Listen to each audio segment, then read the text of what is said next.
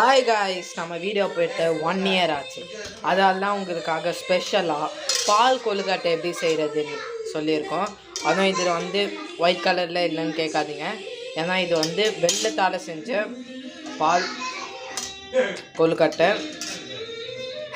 Start பண்ணலாம். அதுக்கு வந்து நான் வந்து 1/4 கிலோ பச்சரிசி வச்சுருக்கேன். ஒரு கடாயில் நம்ம வறுக்கிறதுக்கு வச்சுருக்கோம். ஸோ இதை நல்லா நம்ம வறுத்துட்டு ஃபஸ்ட்டு வறுத்துக்கலாம். நல்லா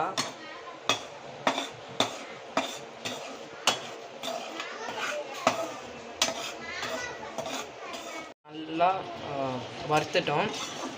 பார்த்தீங்கனாலே உங்களுக்கு தெரியும். ஸோ இப்போ நம்ம வறுத்த அரிசி மாவை ஒரு பாத்திரத்தில் போட்டுருக்கோம். அதிலே கொஞ்சம் உப்பு ஆட் பண்ணிக்கலாம், தேவையான உப்பு. அதுக்கப்புறம் வெதுன்னு ஒரு நல்லா தண்ணியை ஊற்றிக்கலாம். இப்போ வெதுன்னு தண்ணியை ஊற்றினாலும் நம்மளுக்கு பசைகிறதுக்கு ஈஸியாக இருக்கும்.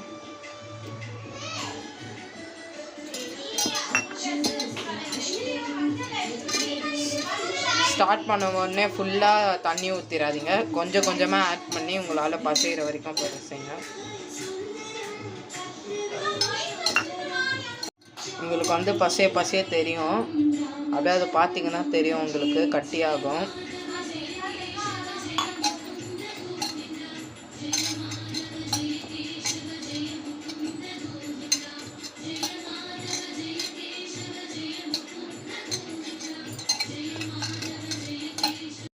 இப்போ உங்களுக்கு வந்து பசஞ்சோன்னா நல்லா திக்காயிடும். இப்போ வந்து நீங்கள் சின்னதாக ஊற்றிக்கோங்க. அப்போ தான் பாலில் போடும்போது கொழுக்கட்டை வந்து பாலை நல்லா அப்சர்வ் பண்ணும். இப்போ நம்ம ஒரு தேங்காய் வந்து துருவி வச்சுருக்கோம். இப்போ வந்து நம்ம தேங்காய் பால் இதுலேருந்து எடுக்க போகிறோம். ஸோ இப்போ நம்ம தேங்காய் பாலை புழிஞ்சிட்டோம். இதுதான் கட்டியான பால், அதாவது ஃபஸ்ட்டு புளியும் போது வந்த பால். திருப்பி புளிஞ்சா நம்மளுக்கு வரும்ல, அதுவும் நான் இந்த சைடில் வச்சுருக்கேன். ஸோ இப்போ வந்து நம்ம அரிசி மாவு கொஞ்சம் இதிலே கலந்துக்கலாம். இந்த செகண்ட் டைம் புளிஞ்ச தேங்காய் பாலில்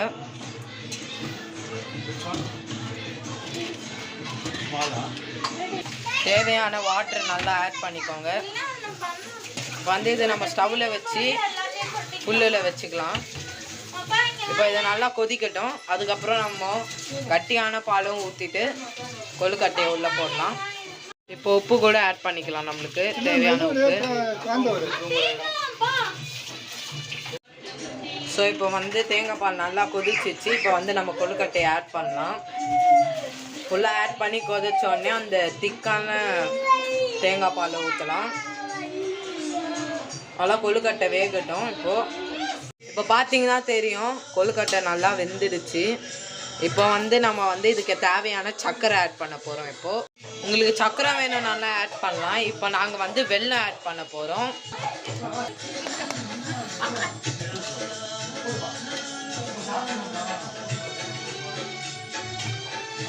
நீங்கள் ஒயிட் சுகர் ஆட் பண்ணுறதோட இந்த மாதிரி வெல்லம் இல்லை நாட்டு சர்க்கரை ஆட் பண்ணிங்கன்னா உடம்புக்கு ரொம்ப நல்லது.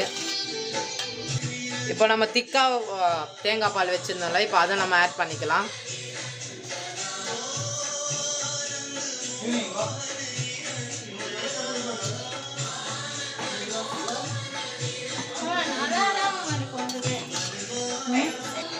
இப்போ நம்ம தேங்காய் பால் கொழுக்கட்டை ரெடிங்க.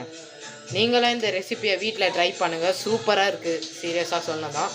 ஸோ இந்த ரெசிபி உங்களுக்கு பிடிச்சிருந்தா நம்ம சேனலை சப்ஸ்கிரைப் பண்ணுங்கள். நீங்கள் இதோட நிறைய வீடியோ பார்த்துட்டே சப்ஸ்கிரைப் பண்ணுறது நல்லது. உங்கள் ஃப்ரெண்ட்ஸுக்கிட்ட ஷேர் பண்ணுங்கள். மறக்காமல் ஏதாச்சும் டவுட் இருந்தால் கீழே கமெண்ட்டில் கேளுங்க, கண்டிப்பாக சொல்கிறோம். ஸோ டாட்டா, bye. We can see in next video. இதுக்கப்புறம் நாங்கள் ஃப்ரீக்வெண்ட்டாக வீடியோஸ் போட ட்ரை பண்ணுறோம்.